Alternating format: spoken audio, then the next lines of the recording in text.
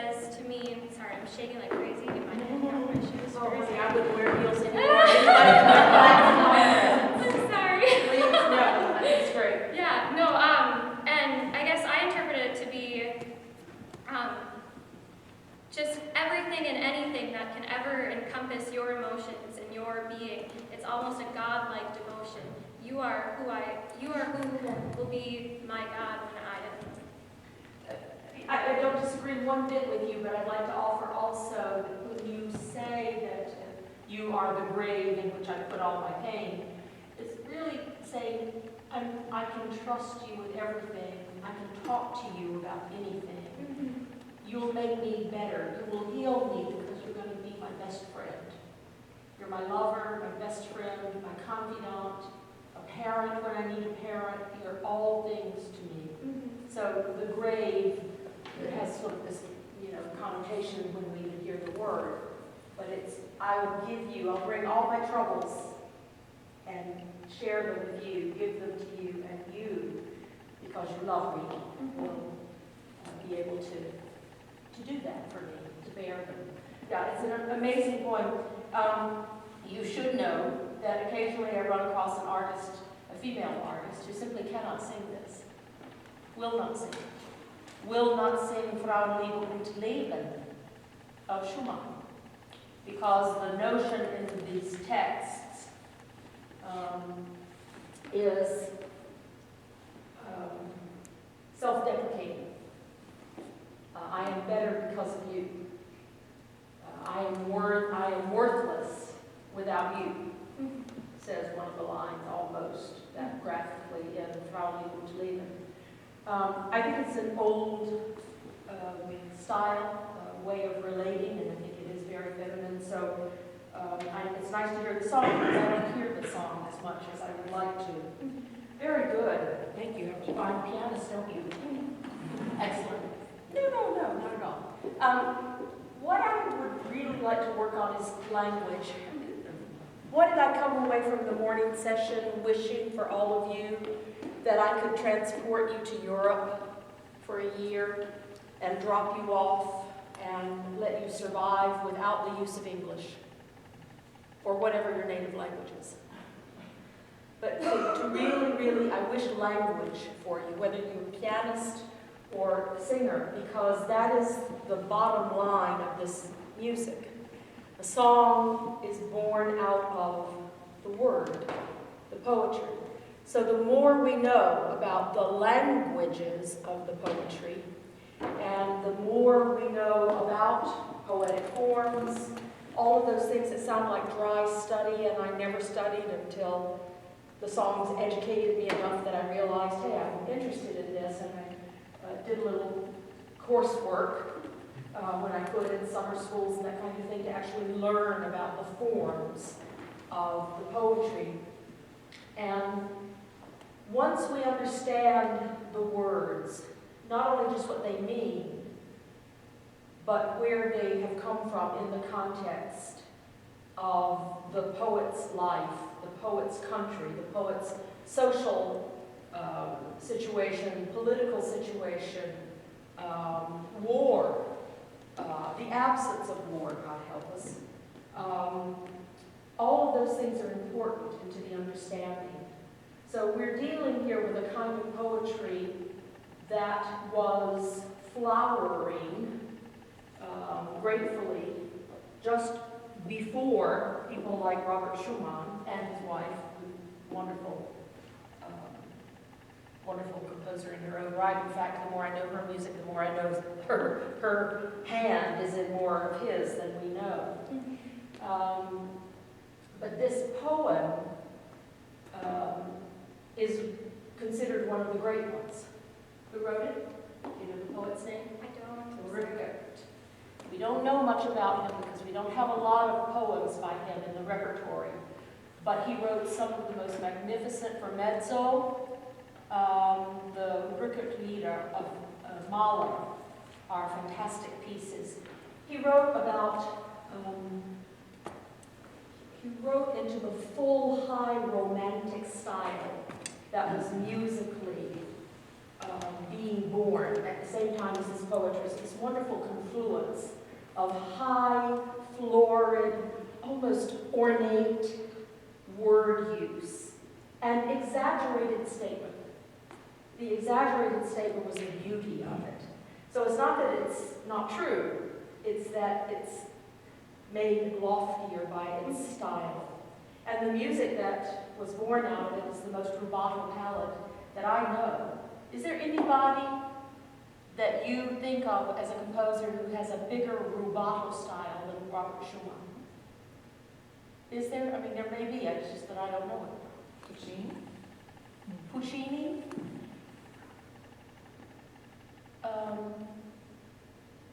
Yeah, probably. And maybe Rachmaninoff. Maybe Rachmaninoff. But Puccini notates it. He's a control freak. It's all there on the page. And in fact, he died, they said, bitter that people thought they could have too much freedom with his music. And he felt he put it on the page and that he wrote it all out for us. So yes, but that's a different, because Schumann wrote very little. He left us with the text.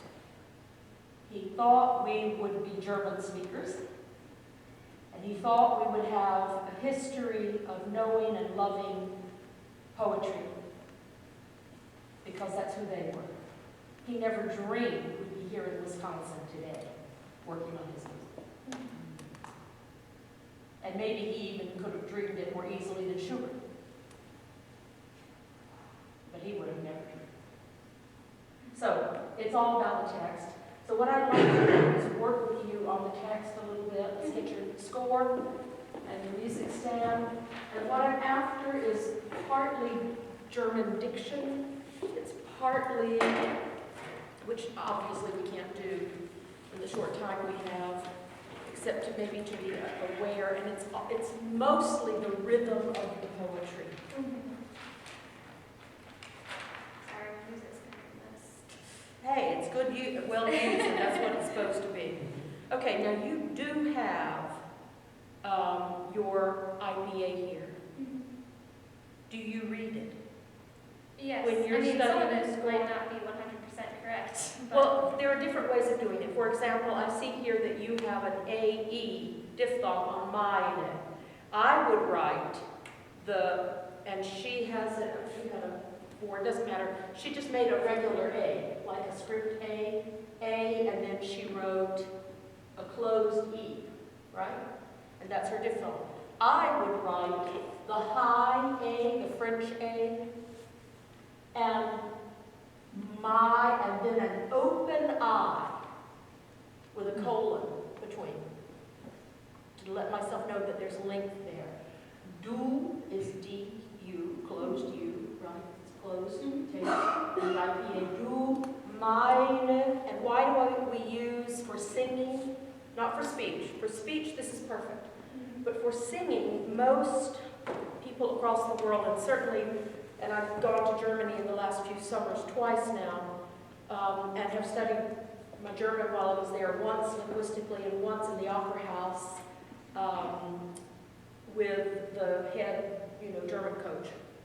And they both use in diphthongs, open, the second vowel is open, whatever version. Like house is not house, it's house. So the open vowel is better to use. If I were to really speak what you've written here, I would say du meine, du meine. But du meine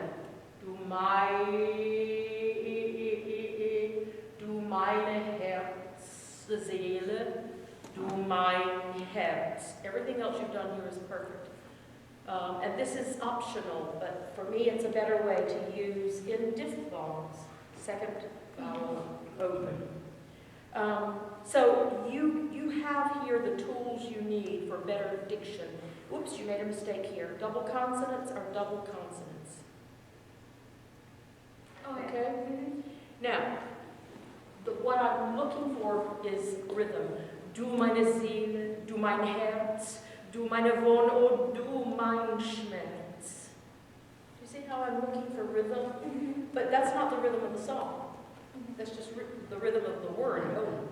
Du meine Welt, in der ich lebe. Prepositional phrases move. One of my students says that when I die, they're going to have a tattoo put on my forehead. She believed in the prepositional phrase that moves.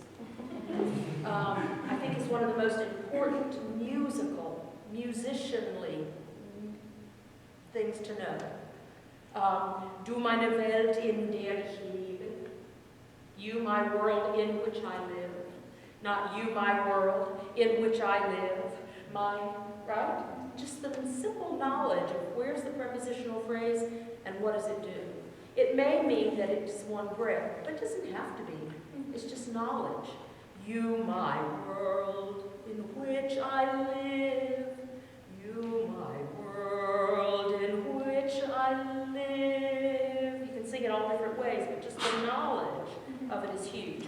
Mein Himmel, du, darein ich schwebe. There's another prepositional phrase. Mein Himmel, du, darein ich schwebe. Oh, du, mein Grab, in das das hinab ich ewig meinen Kummer gab.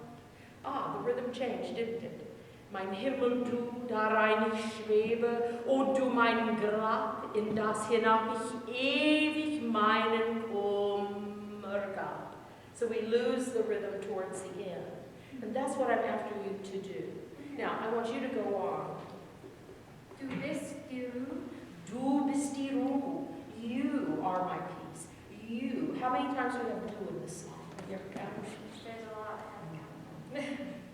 And is it important that it's second person du instead of sie? Personal.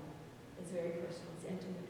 When you go to Germany, if you are lucky enough to, in my wish for you, be transported to Europe, don't speak to people in second person.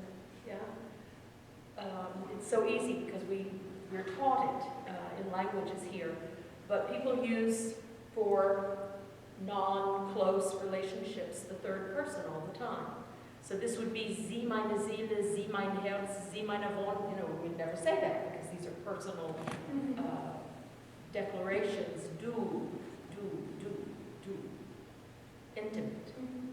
So du bist die Ruhe, du bist der Frieden. Du bist die Ruhe. Du bist der Frieden. Du bist vom Himmel mir beschieden. Say that again without a page turn in your voice. Du bist Du bist vom Himmel mir beschieden. Dass du mich liebst, macht mich mehr wert. Dein Blick hat mich vor mir weggelegt. Ah, she got a prepositional phrase, great. Du hebst mich lieb. Heapst. Closed. Heapst. Du hebst mich liebend über mich. Mein guter Geist, mein besseres Ich. Huge. Huge. If you exaggerate that sound, that is what an ich is in German. Huge. It's exactly where that H is. Do it. Say it. Huge. Huge. Now, ich. It's a little bit rattlerier, potentially. It doesn't have to be. Sometimes if it moves fast, you'll just barely hear ich. Right? But that's the placement for it. Yeah. Where were we? Oh, good. Go ahead. Du meine Seele, du mein Herz, du meine Wohn, o du mein Schmerz. Du meine Welt, in der ich lebe, mein Himmel, du, darein ich schwebe.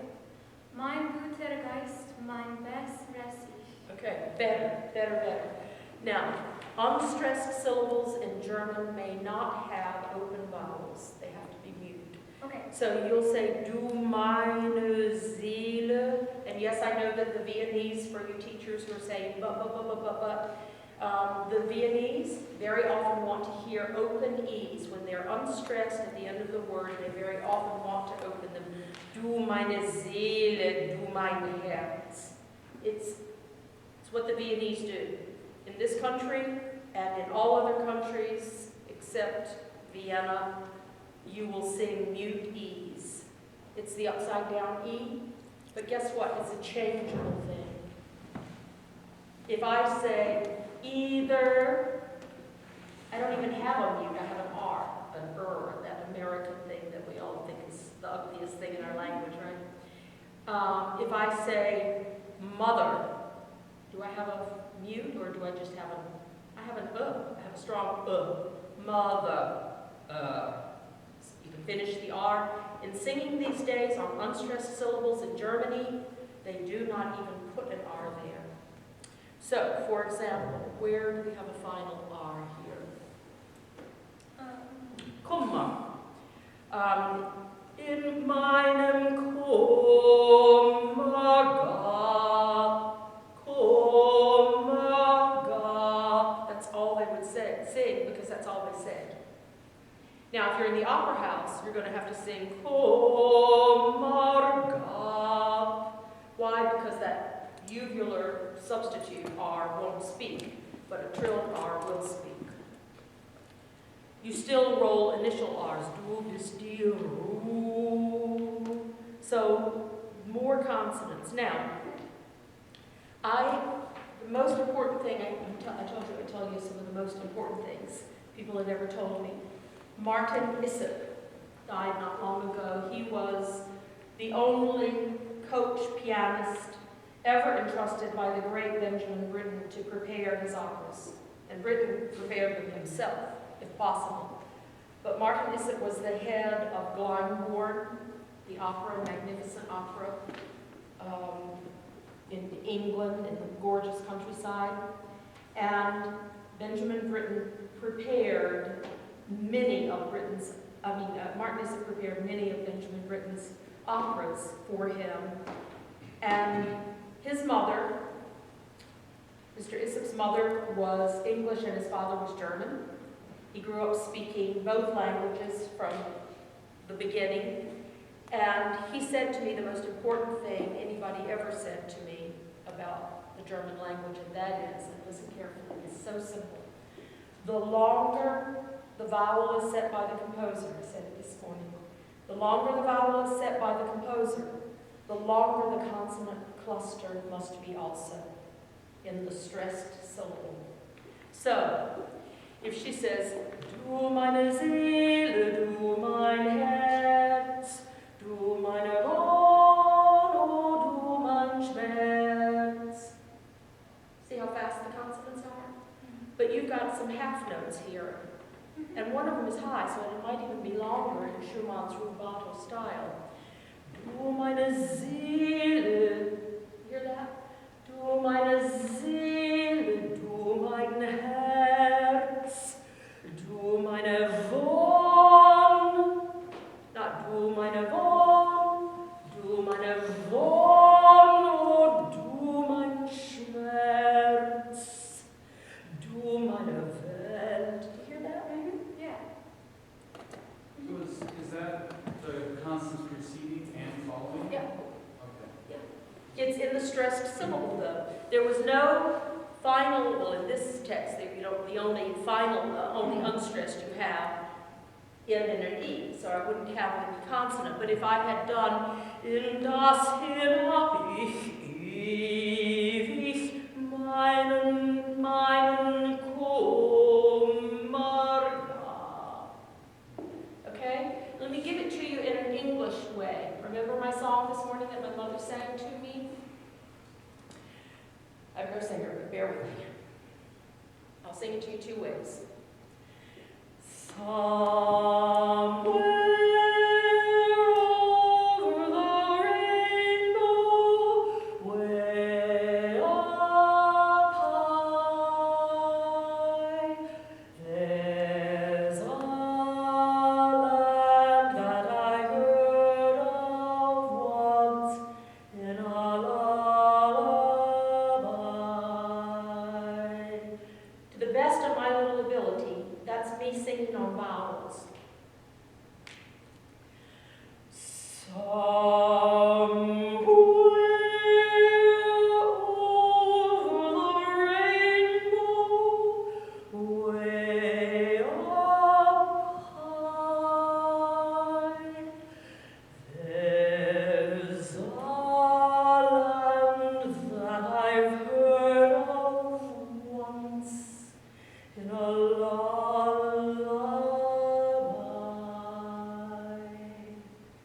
That's consonant power. So the consonants are your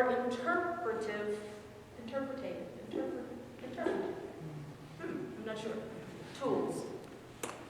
Not the vowel. The vowel is what everybody talks about because it needs to be beautiful. And yes, you have to be singing well to have a gorgeous vowel. But the thing that's going to make you an expressive singer is your contact with consonants. So go find your favorite song and practice it. Pianist, you too, because you're going to be up here demonstrating like me one day in your classes. Go find your favorite song, something that touches you deeply, something that the text can become, I don't know, chill bumps, if you'll let me say my North Carolina term, because you love the song so much. And see what the consonants can do for you. And every time I do that, it's a little bit different, because the consonants have the power of imaginative depictions. So every day is different. That's what I want from you. Okay. Now, the other thing that I want to say, and I'm taking a little bit more time here in your turn because this is the language that we've been working in today, German, foreign language, that, and Italian. I would also tell you that a hugely important thing that you pianists as coaches can share with your singers, and your singers must do yourselves, is to sing in your foreign language. We talked about translation, being in the language. But what would happen if you sang this song? You my soul, you my heart, you my wonder, oh you my pain, and tried to make every word sound like what it is. What would happen? We would have a better sense of how we do want to phrase it and how we feel when we're singing it. It's a hugely important thing too. So practice it in your language. You'll even begin to understand why the composer wrote a certain note for a certain poetic word. Why is you my soul, you my heart? Heart is not so high. It's more intimate. You my wonder. Wow. High note, long note.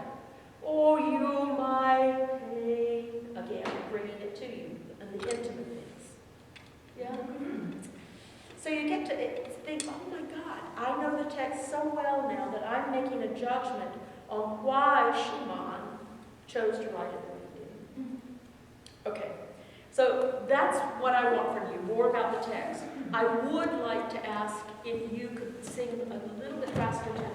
Okay. Because I believe the tempo was just slow enough that it kept you from being able to soar through some of these prepositional phrases. Okay. And especially in the B section. Again, if we have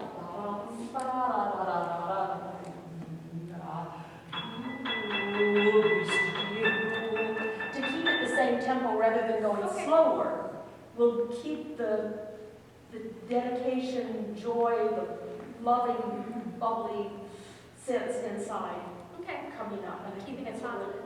Yeah, exactly. Let's try it. Okay.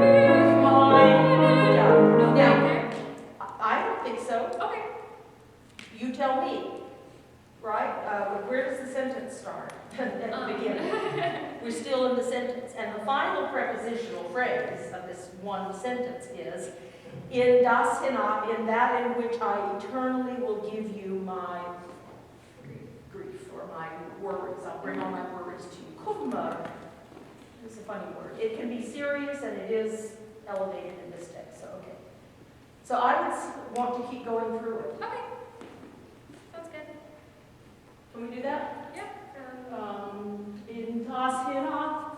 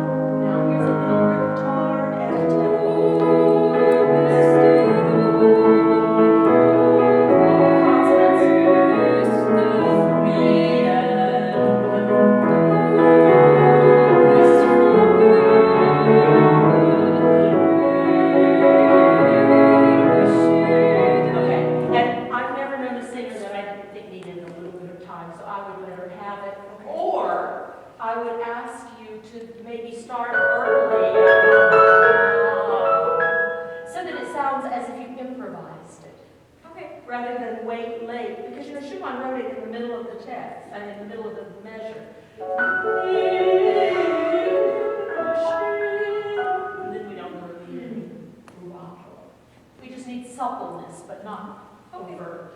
One more time, du bist die, du bist die. Okay. I would tell you that the word bist and many, many, many others in this text have what Martin Bissett told me. I never finished it, did I? The longer the vowel set by the composer, the longer the consonant-consonant cluster. And that there is a ratio between the vowel and the consonant or consonant cluster that can never be violated, or you will lose your German diction. And that's what I gave you when I sang Somewhere Over the Rainbow.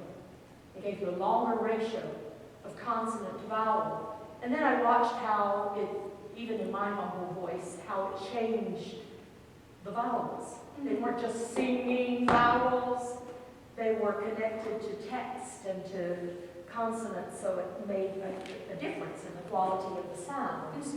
So that's what I'm looking for you. In my opinion, bist is half, it's quarter note. Bist is an eighth note of I, B, and an eighth note of st. Du bist die Ruhe, du bist der Friede. Okay. Do you see what I'm doing?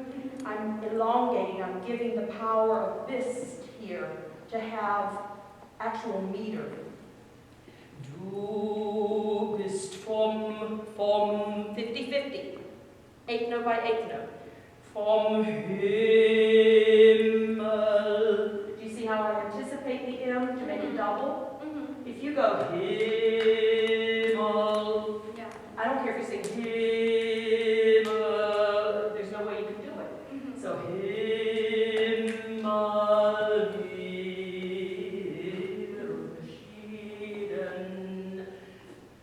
when you have a mute at the end that's en, just go to the end.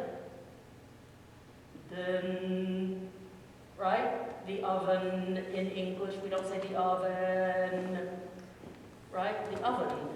The Germans do the same thing. Okay. Okay? And doesn't she sing? It's prettier. Yeah? It all goes together. Language is the bottom line for many, many, many, many, many things. Du bist die Ruhe.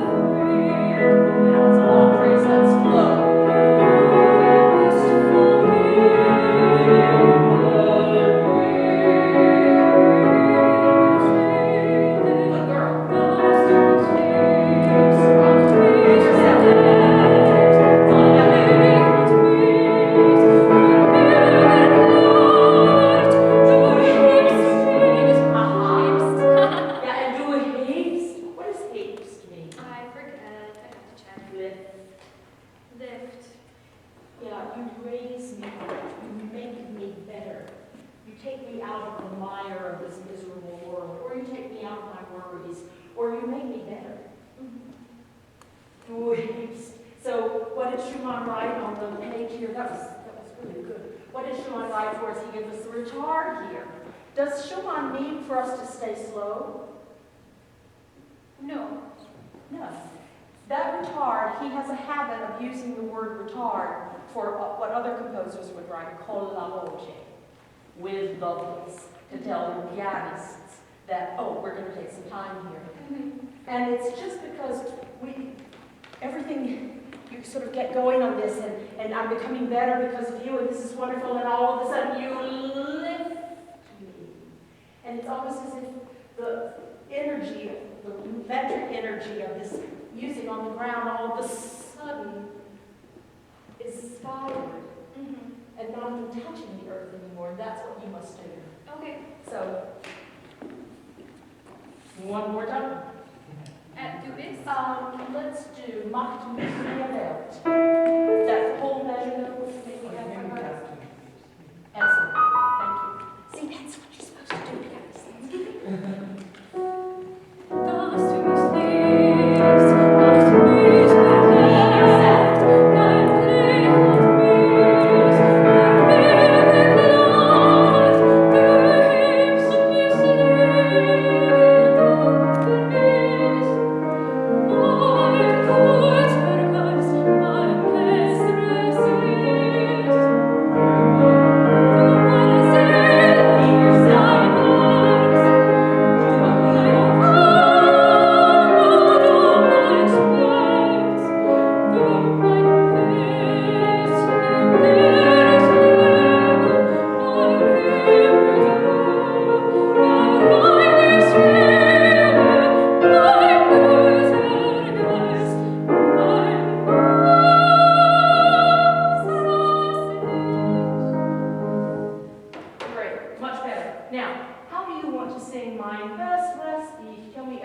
you want for those 3 notes? I have been battling with those last 3 notes.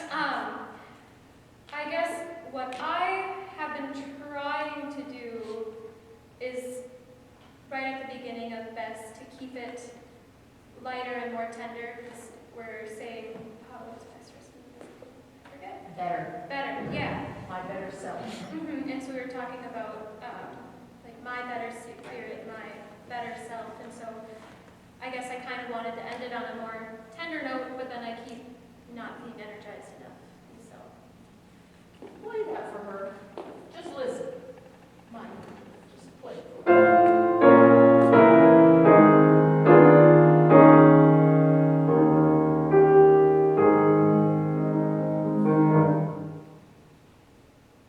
Okay, I can see it tenderly, but I can also see it bigger, and I'll tell you why. You have 2 markings in this score. I'm going to take your music and pass it around. She has 2 markings in this score that I think they're reading, and yes, I see what's in the piano part, but Mein guter Geist has what looks like a diminuendo.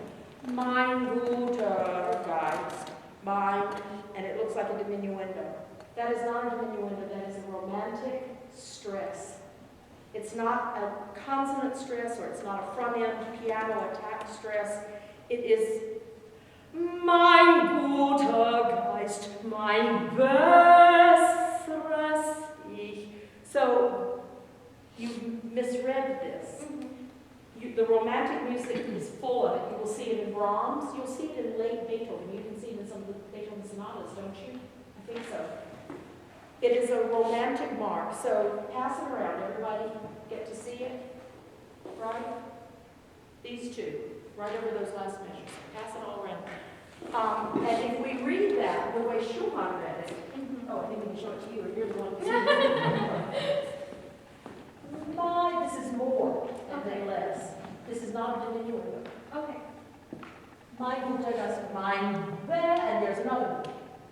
He's inviting you to be more, and then to go back to where you sort of would be anyway in the harmony and in the altitude or lack of it, where you do. Okay. So these are stresses. Okay. And what about the romantic hairpin while we're at it? You know, the crescendo and the diminuendo. What about that? It is not just dynamic. It is dynamic and time. It is dynamic or time or both. Okay. So let's see. Here in the piano part, we have a hairpin, but let's find one. And by the way, here's another one of those romantic things. Da eine Schwebe, o du mein. Okay. So O is even more than the high note. This is a diminuendo, but this in the piano part is the romantic stress. I don't see what I'm looking for. It doesn't matter. It'll come up in something today. I'll show it to you. So, but do you see what I'm talking about? Yeah. Now let's go from do minor vet and sing it that way. Oops, sorry. Yeah, how do you start? How do you start? I mean, do you say, here's your note? I just wait to see her breath. I listen for Well, her. you're so experienced that you would do that. So, singers, if you have a pianist who's really on cue with that, just make sure you either just turn around so they can see you, make sure you're not looking far away, and just go. That's a luxury. Otherwise, pianists, you should train yourself to give your singer the note and the chord so that they know where they are. Okay? And don't say that singers should know where they are anyway by the time you've been working so long. I can embarrass myself totally sometimes because my voice won't go where my mind is. So singers can know a note, but not know it organically. That's a whole other topic about how singers best learn. But, so, at any rate, just make sure you have a protocol and that you as pianists are equipped to lead the way.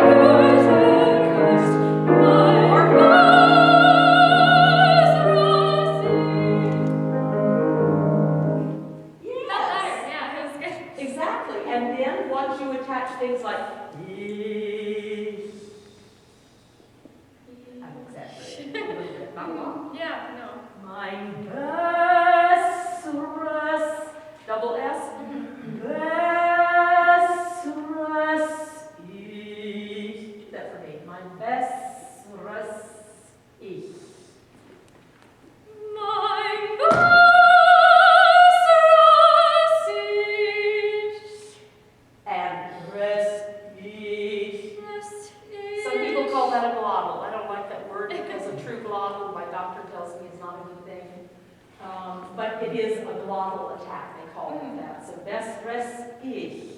It's just like starting. It's like saying the apple, right? The last inning. We don't say the last inning when we go to the ball game. We say the last inning. The last inning. And it comes so easily because it's all it is. One more time.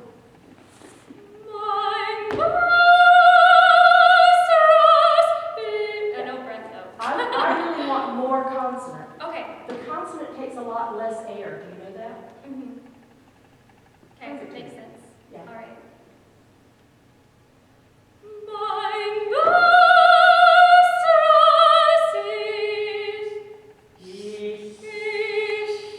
Yes. Okay. I bet you a nickel when you get to the end of your vowel and you think, oh my God, I'm dying, that you aren't. And that you can still, without taking a breath, go, or Okay. nature abhors a vacuum. All right. Okay, I'm going to leave you alone. Okay. For me, what you need to do, you have a beautiful instrument. What you need to do is really about text and rhythm, how the text is delivered in the actual song. Okay. Okay? Thank you. Yeah. Okay.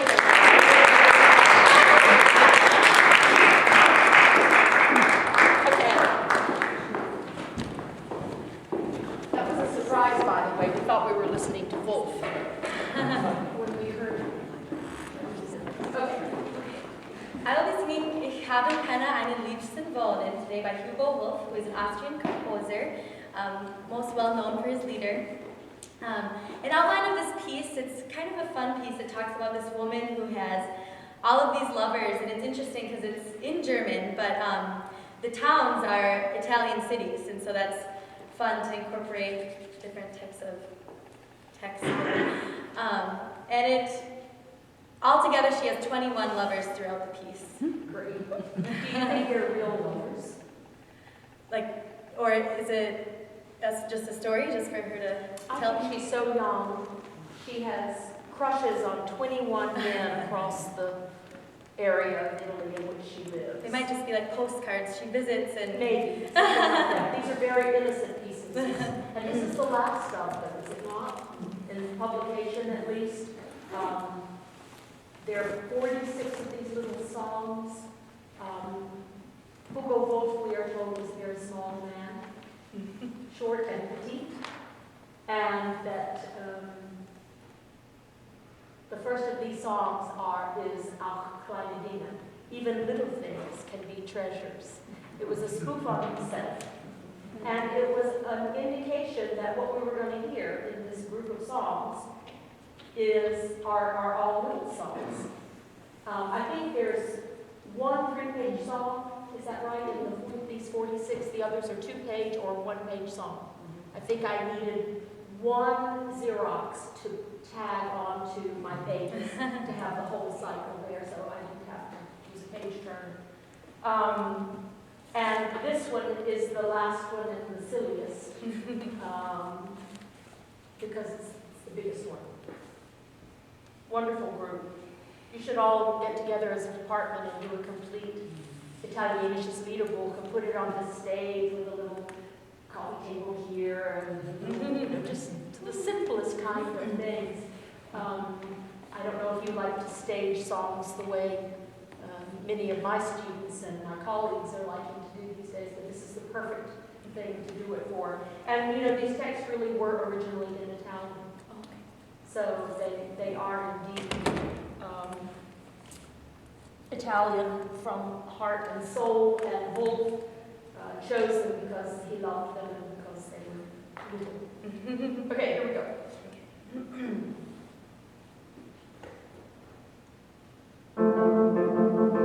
Ich habe Penner einen liebsten Wohnen, in dem einen Hunden, einen schönen Affenbrille, und wir sind Musik noch in der Woche. Ein Mann wohnt im Gassen die Rot, der nächste liegt mit ihrem selben Ort. Und eine habe ich immer schon, in der Luft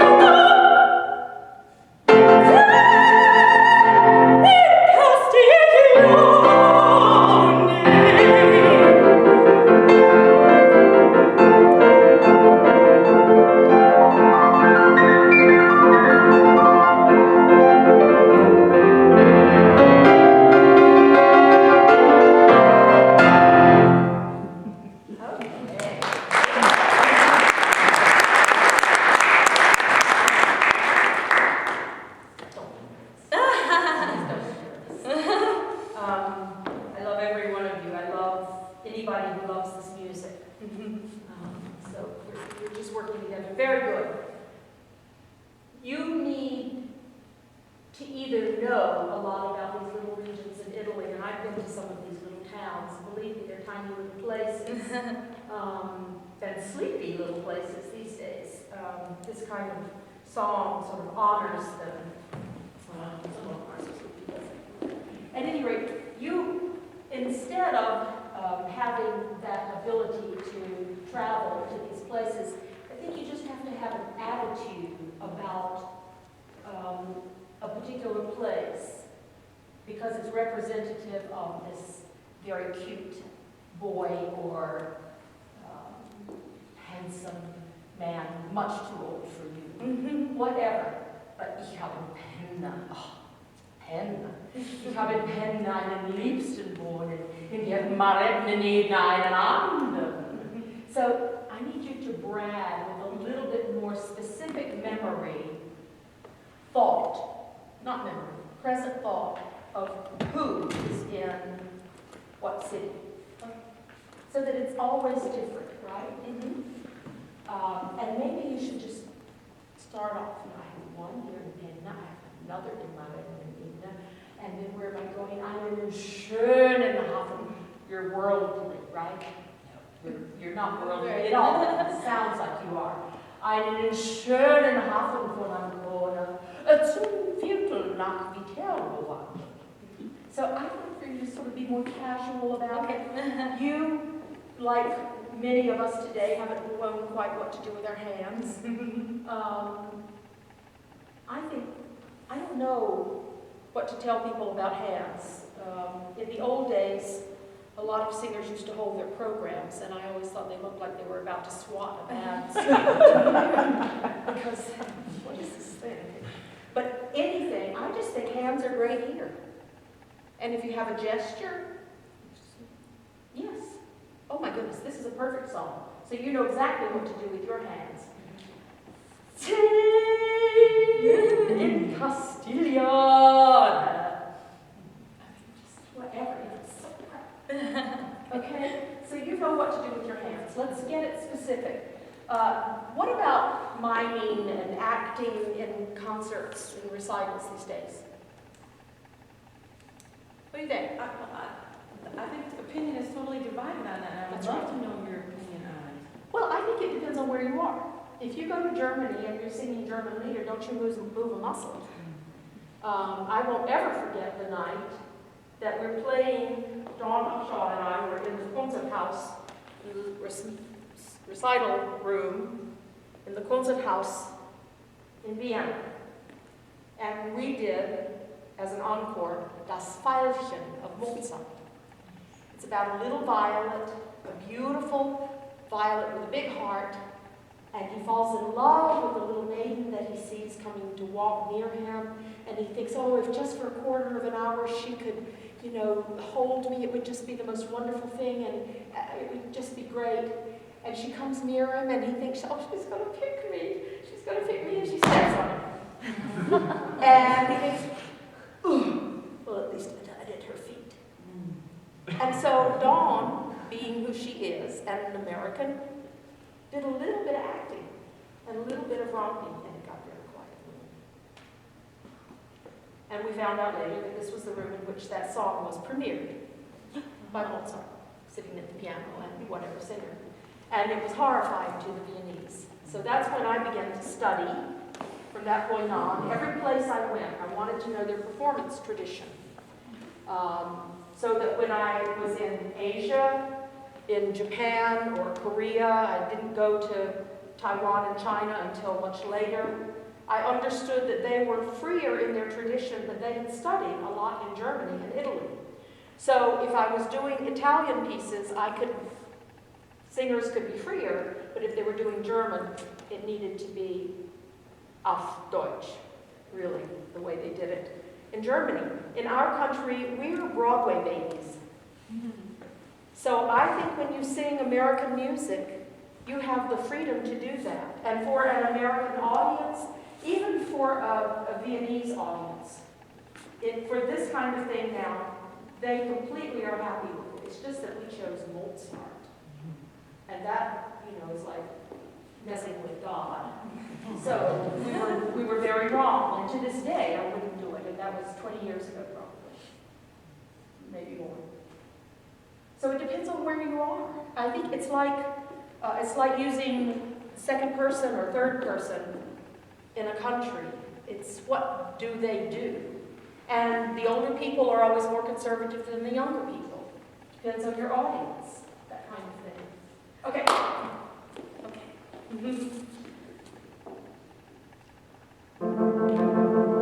Ich habe keine eigene What do you think? Yeah.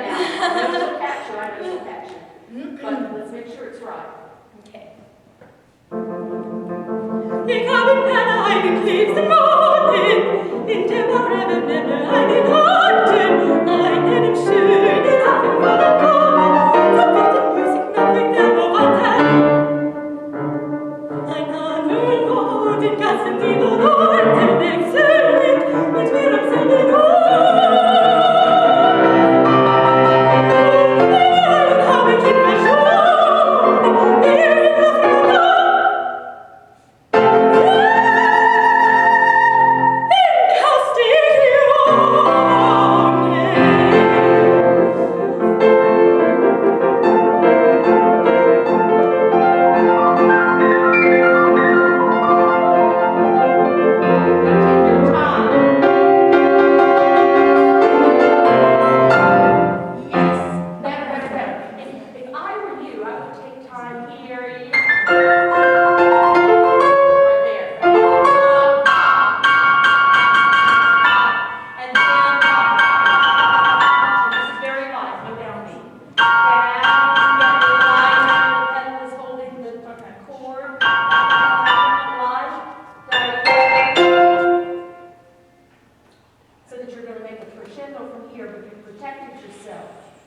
by not having a downbeat.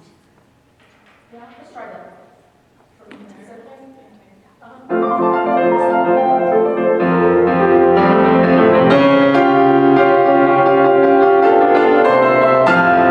But a little bit sassier and a little dear. I shouldn't sit down here. This is gonna be bad.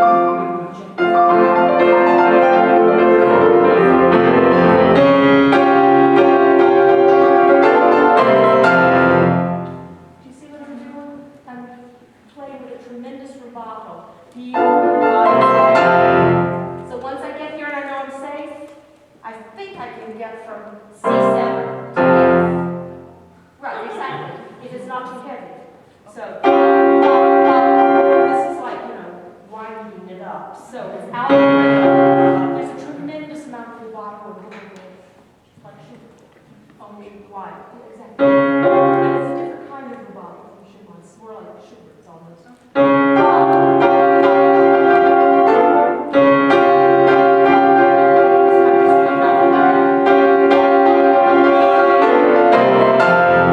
Played too heavily here and I almost lost it. So this is an upbeat.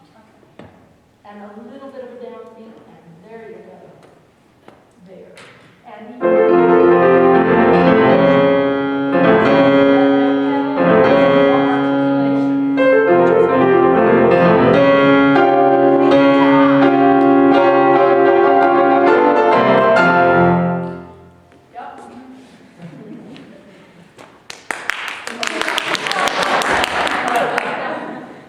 yeah, she's playing all the notes. I left out some.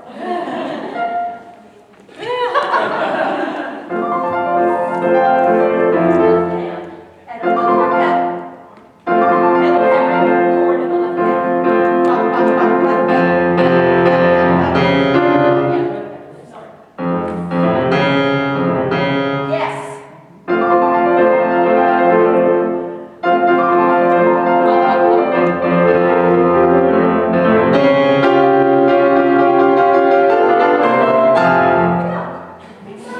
But you know what I'm saying? It has to fit you. Each performer has their body language, their body rhythm. I think sometimes it has to do with the size of our bodies, even how quickly or not we can move, how loose we are. And it has to be just right for each one of us to fit it so that we can toss it off and make it sound like we made it up on the spot. Yeah? That was not fair of me to start there, though, because that's hard. The syncopation. Yeah? You got it. And this tempo was better this time, wasn't it? Okay. Yeah? Faster? This is good. You're a beautiful singer. You have phlegm right now. Yeah. Are you okay? I've been kind of sick, allergies this last couple weeks. Last semester I went through some like vocal damage, trouble stuff, but But you're slowly okay? getting. It just sounds like phlegm to me. I mean, It's not hurting. It's not hurting to sing though. it doesn't hurt. I'm just kind of trying to sing through it. My voice cracked out a little bit, but I was like, I'll just keep. As long as you're okay.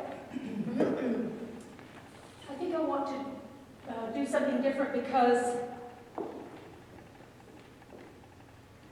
I don't know quite how to do this. Do you know what every word means as you're saying it? I better not say yes because I have it written in my piece though.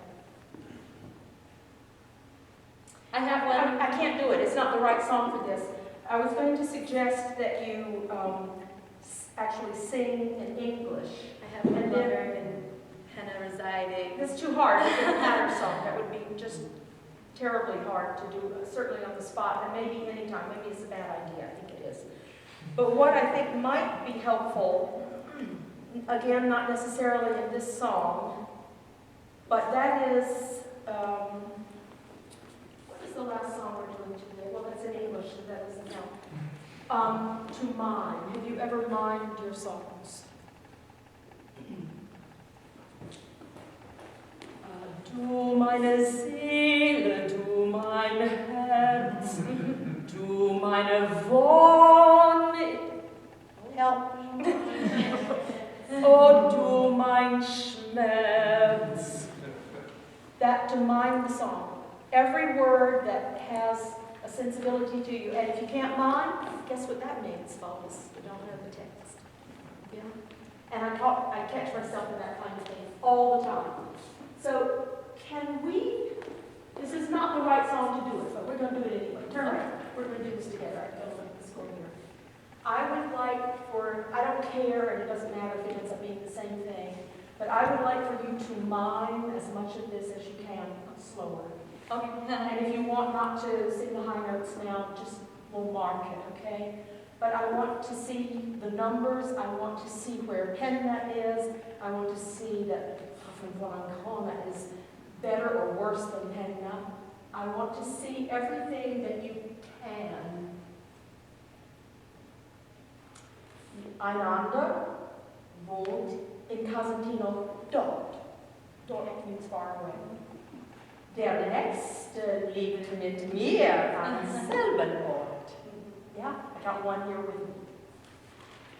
Do you get what I'm talking about? That's what I want from you. Let's try. Ich hab in einen liebsten vor. And this is not about singing, so you don't have to put pressure on your voice. I really want you to identify words as you come to them.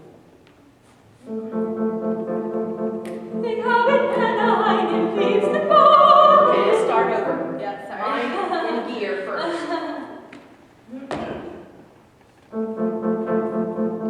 Ich habe in Penna. Do you breathe when you give her this? She usually does. Yeah, I wasn't counting it. It's weird because it's slow now. Okay. Ich habe in Penna einen liebsten Bock. Ich hab in Penna einen liebsten Wohnen. Okay. That's really what I want. I want all of those words. Okay. Ich habe in Penna einen liebsten Bock. In der Maremende einen Garten, einen schönen Abend.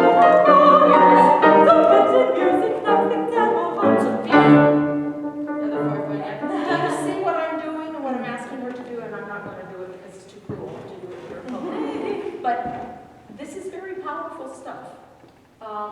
If you know a song really, really well, and the text is deeply, deeply in your soul, to mime it almost always will illuminate the singing because it takes the pressure, it takes the focus off the singing.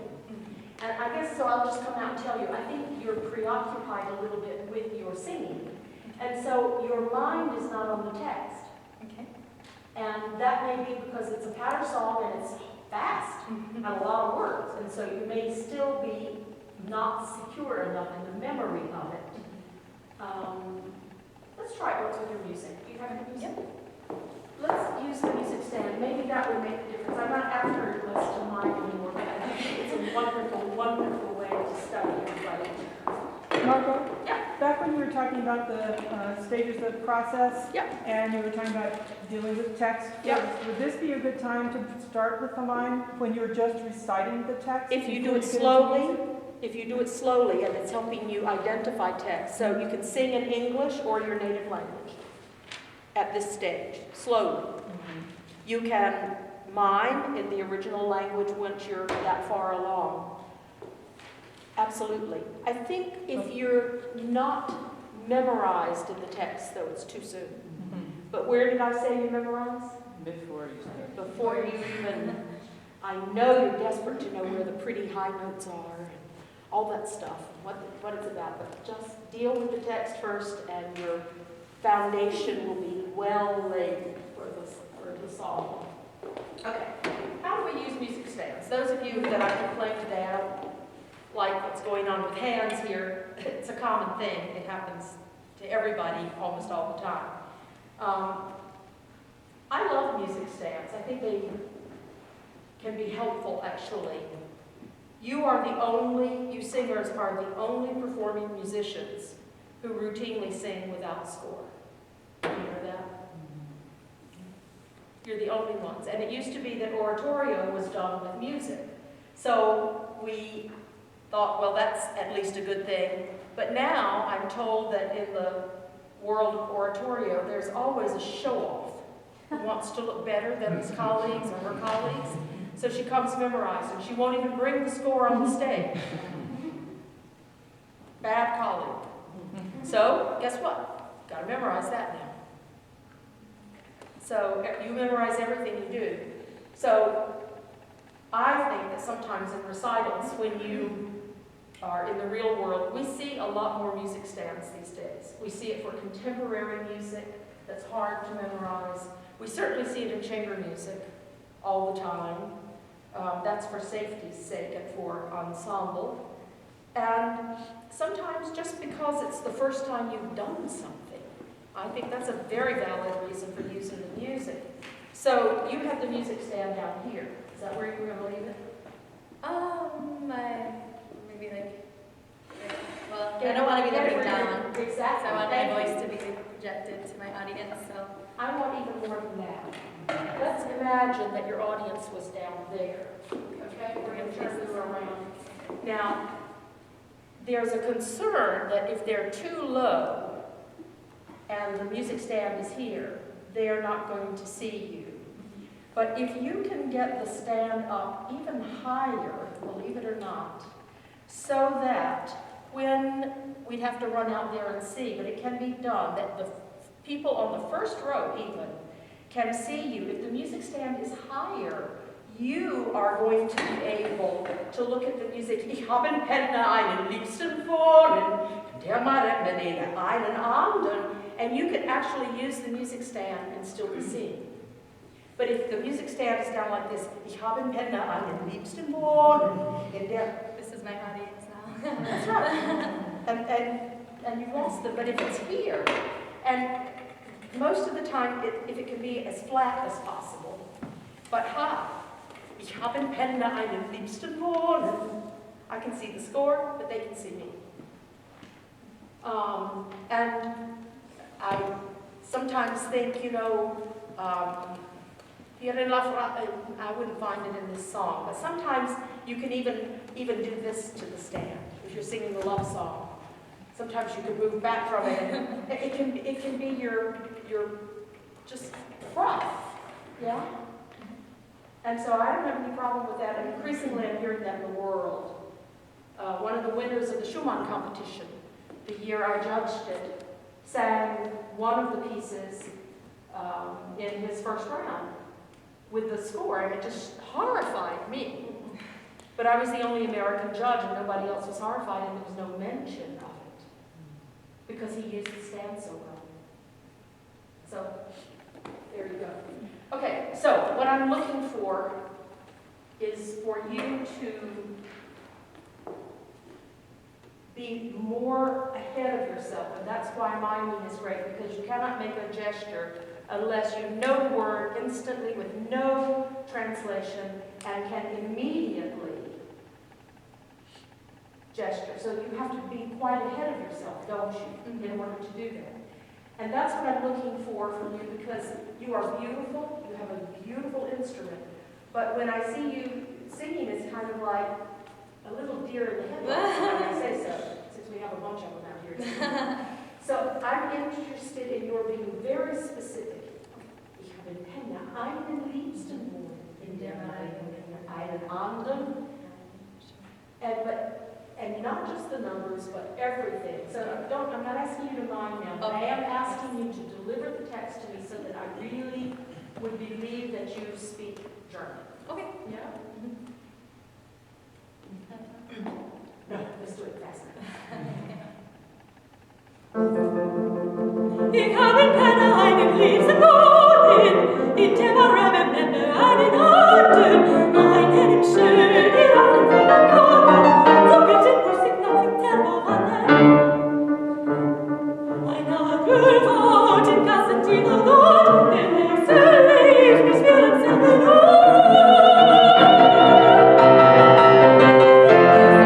Sorry, I think it was me. I moved. Sorry, I was going away. Sorry.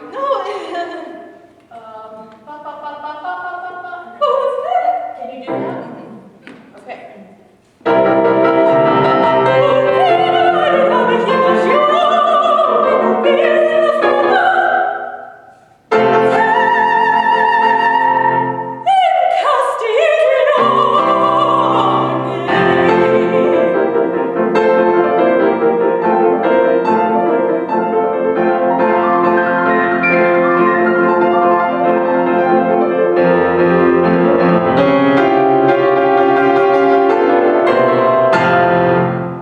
Yes, you just keep lightening up, keep traveling, but better. This is the wrong situation, no wonder. You're not quite playing this rhythm. Yeah, and that is a hindrance, because the body weight then is down and it should be up, the hand weight. I find that very interesting that this was so much better. It was better in diction, it was better in every way. I just was trying not to care as much. I feel like before I was like nervous and just have to, And did holding the stand help? kind of gave me like a little, well, I don't know. I think you and your colleagues, and almost every student of this great art form, has the issue, this hand thing is really important. You seemed more grounded to me this time. Just physically, the way you stood was grounded, because those hands that had been kind of out here somewhere, wandering around, made you unstable somehow, and this time you were quite stable. They were hanging on. Did you notice? Yeah, I was like, They were hanging on. I think that's important. We women, I don't wear heels anymore. I just decided I was old enough on my 60th birthday and threw them on. And they're beautiful, and I know young women want to wear them. I don't know how voice teachers feel about them for singers. Some people say they actually help. There's a feeling of energy, and others say it doesn't make any difference, and some think that it does make a difference in breathing. So I don't even know anything about that. I wouldn't address it. But I do think that sometimes when women wear heels, there is an issue of balance, just feeling safe and secure, and being as grounded as the men can be in their flat shoes. So there's something in here going on that was, I think, unmistakable for me.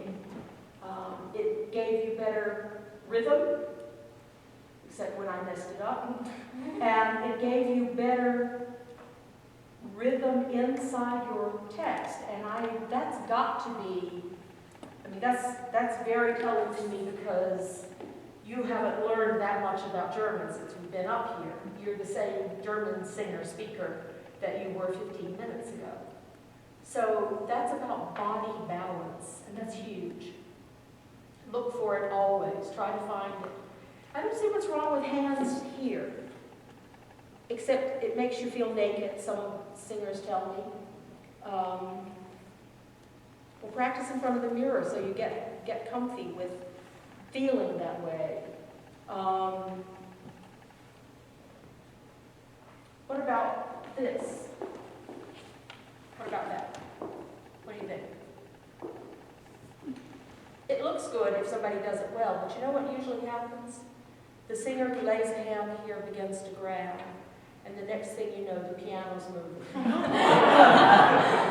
And then we get nervous that the lid is going to fall on the hand, and we stop listening to whatever you're singing and playing. And I'm serious about this. How many times have I been to a concert, and there's a wonder if it bothers the pianist, and it's just terribly troubling. So no hands. Some of the British coaches, particularly, no hands on the piano. That's my instrument. Yours is somewhere else. They don't touch it. So sometimes leaning though the piano, just not to rear back, although if you're singing a cabaret song, be my guest. But just to be here is enough. I guess that's what I would wish also for all of you to know today, that you are enough. You don't have to find something that's outside of yourselves. You don't have to find magic. You just have to become more and more and more and more yourselves. And this is enough. This and your imagination and your voices and your concentration and your hard work. But nothing other than just who you are. The simplest things are often the most beautiful. And a singer who's just disarmingly presenting him or herself naturally is pretty powerful. Yeah.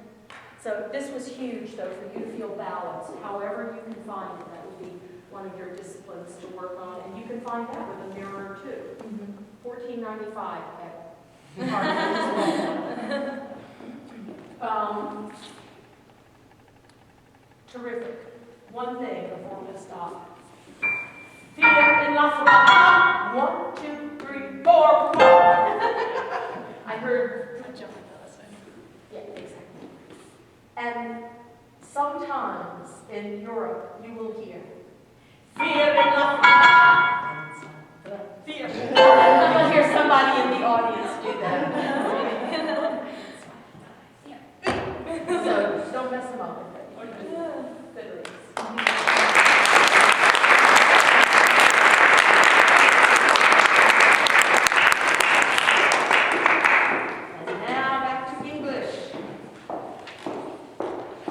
On the other side of the Atlantic.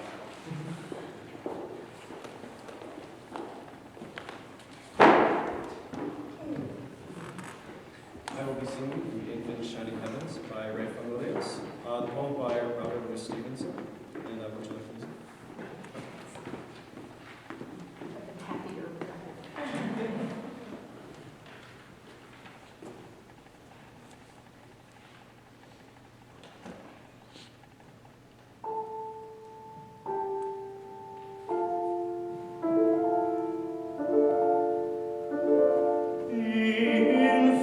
Shining heavens rose,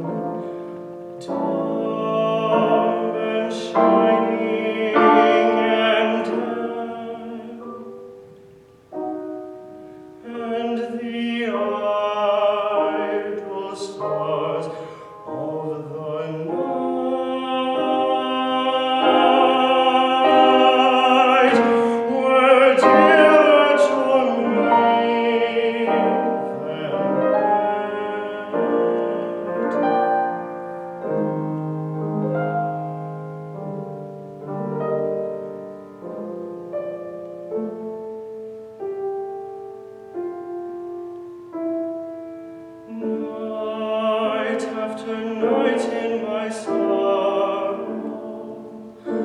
The stars looked over the sea, till I looked in the dusk, and a star had come down toward me.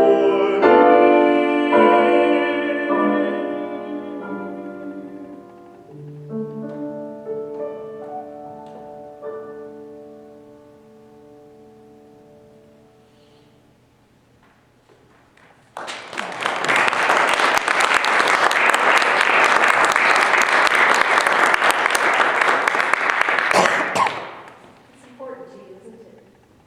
I like the song, yeah. That's great. It transmits, yeah. How you feel about what you do always comes to us. And if you're nervous, that's what we're going to get. I got a little bit of that, but it didn't override your connection to what you're doing. It's very powerful, isn't it? It's something that you have to allow in yourselves. It's a treasure for your audience to see how you feel. And for you to be that quiet inside, even if it takes an awful lot of control to do that. Very, very good. I'm going to mess you up really badly here. Some of the phrases seem long for you. And I just think it's because you have allowed yourself to choose the wrong tempo. Yeah? Yeah. I usually would take it faster. Yes, Let's, now, what could you have done? Jessica's very experienced. She knows what she's up to. Could you have moved her along? yes. Did Also, you try?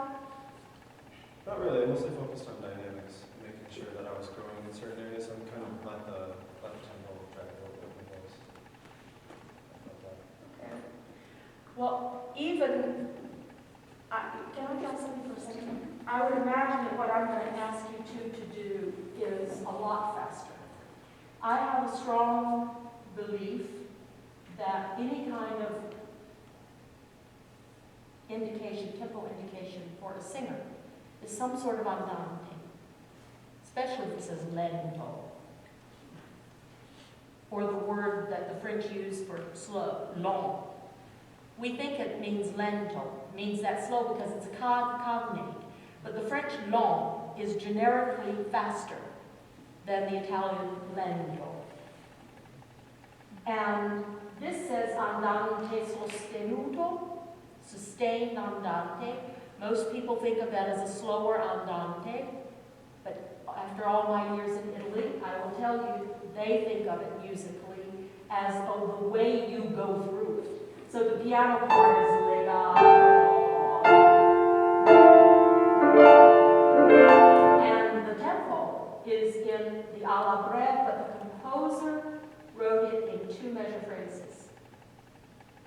Let's go back once again. Would you say the text for me? The infinite shining heavens rose, and I saw in the night uncountable angel stars showering sorrow and light. The infinite. Let's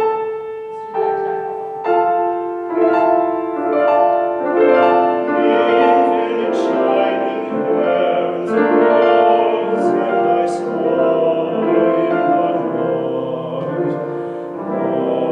uncountable angel stars showering sorrow and light.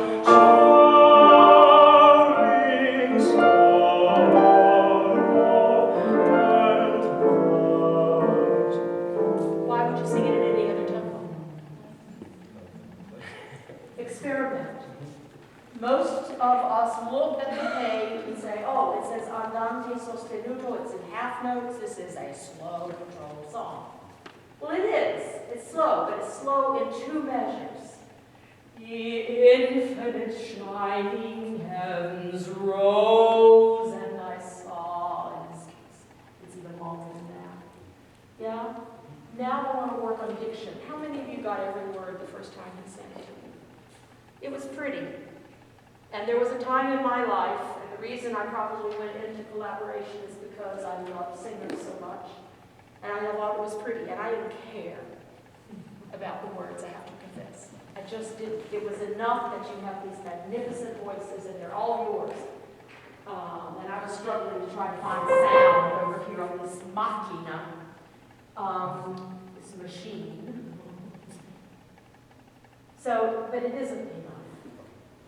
So I'm going to say to you the same thing. The infinite shining heavens rose. Yeah, it's about consonants, longer consonants. Yeah, okay. Feel it in your body, that gesture. Infinite shining heavens rose, and I saw in the night uncountable angel stars shining sorrow and light.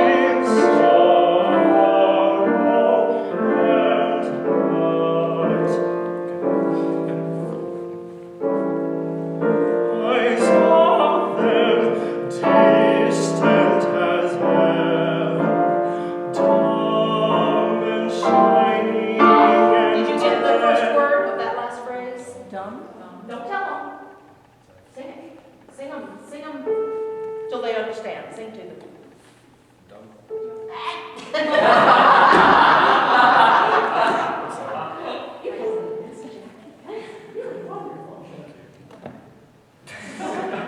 I think it's really good. Let's start. I saw them. One measure before. Here we go. I saw them distant as heaven, dumb and shining and dead. Raise your hand if you And know this. the idle stars of the night were dearer to me than bread. Wait a minute, I didn't get that last one. Don't be shy. Okay. What was the last? We don't. Sorry, I'm sorry. I want the word before dumb. Okay, you're gonna start with dearer to me. We got that far with you?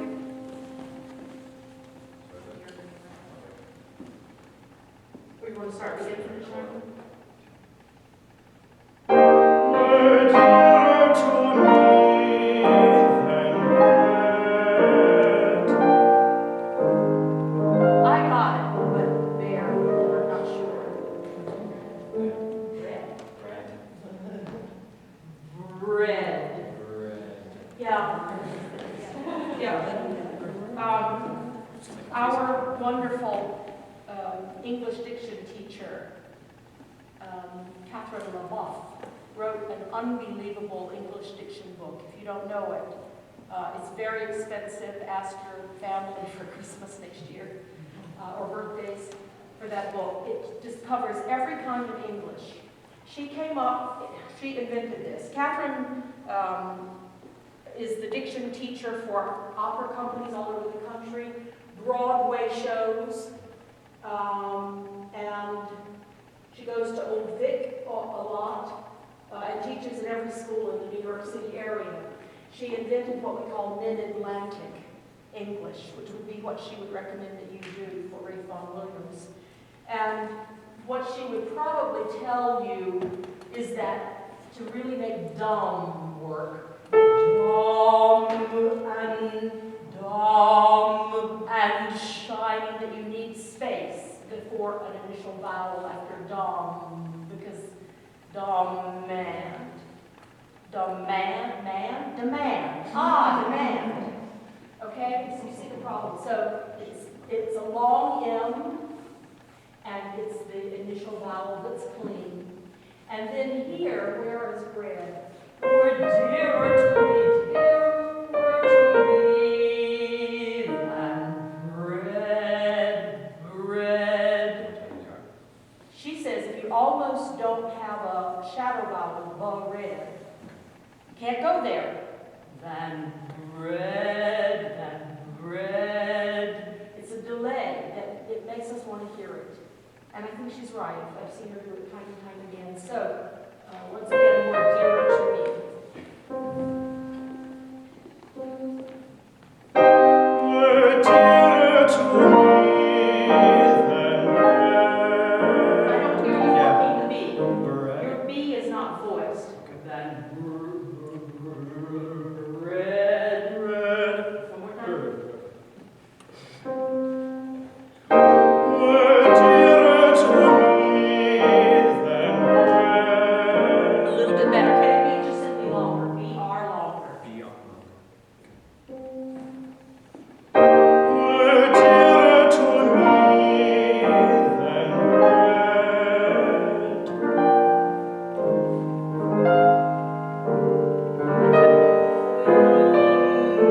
And keep the sound coming up. Yeah, Night after night in my so lift hands. sorrow, the stars looked over the sea. Till lo, I looked in the dusk, and a star had come down to me.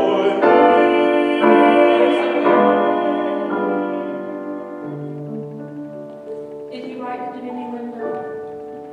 He wrote pianissimo. You know what I would tell you? Do that pianissimo when you've been singing this song 10 years. So keep it up. Make a beautiful tone. Okay.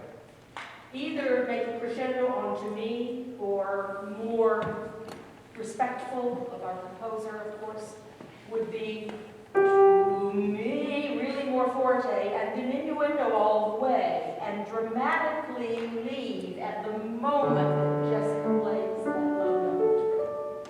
Yeah? But pianissimo, your pianissimo, Okay. maybe, but yours right now that you can command. One of the things I asked a manager, I had a manager come talk to the collaborative pianists in our department at Juilliard recently. And he was being very honest. I asked him to come and say, what are the things you hate about having to hire pianists to play for your instrumentalists and singers? And boy, he had a shopping list. You don't return calls, your paperwork is not in order, your resumes, your bios, your photos. You aren't articulate on the phone. You say, well, maybe I'll have to think about it instead of a business person. Yes, I can do that. I'm free on that day. Oh, I can't be free until 3 o'clock, but I'm free on that day, blah, blah, blah. You know, how we do business. So that was that kind of session. And then one of the pianists at the end of the evening, because it really was, you know, you're bad at this, you're bad at that, you're bad at this. And finally, one little pianist piped up from the backside and says, is there anything you don't like about the singers? And he said, well, not much because they pay my salary. He said, but there is one thing that I really don't like about the singers, and it's that is that too often when I go to hear my own singers in auditions, or God forbid, it happens in the recital hall too, they show us what they can't do instead of what they can. It's huge.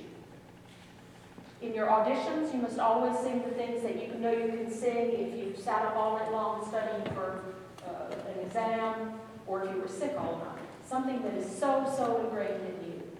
And I would say the same thing about this marking. Yes, he wants a big diminuendo, we've learned, but do it the way you do it best. Command the music. Be in control.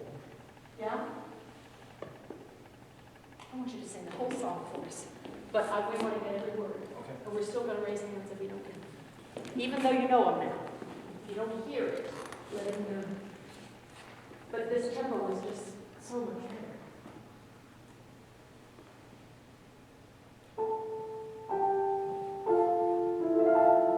Sound. The infinite shining heavens rose, and I saw in the night uncountable angel stars shine.